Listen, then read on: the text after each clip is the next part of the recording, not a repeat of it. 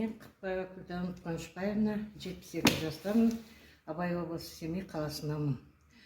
Асар баспана кооперативіне мен өз еркіммен келдім. 13 февраль 23 жылы. 2 жыл болды. Осы 2 жылдың ішінде мен аз ақша салып, өзіме керек товарымды орындар алдым. Сол орыннан мен бір ай өткенде 9 мың ақшамды алып, тағы да арқы өзіме жақсы бірге жүрген кісілер орындар жылсын деп артына қайтадан салдым.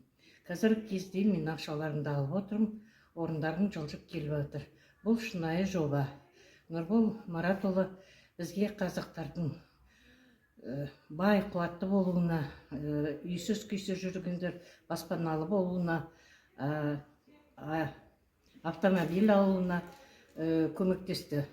Бұл жоба өзіміздің ата-бабамыздан қалған асар дәстүрімен жаңғырту арқылы бізге осындай жұмыс орнын жасап берді.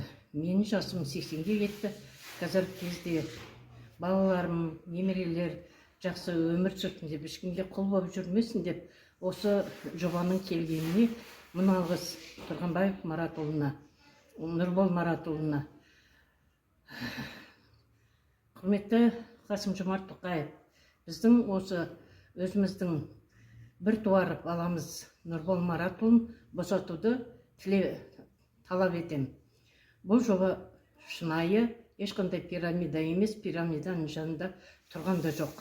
Біз кәртеген адамдар, келешегі балаларымыздың, немерелеріміздің, шөберелеріміздің жарқын, бақытты болашақ болсын деген ойменен осы жобаға өз еркімізбен келіп, өз еркімізбен қолдаймыз Нұрбол Маратұлын.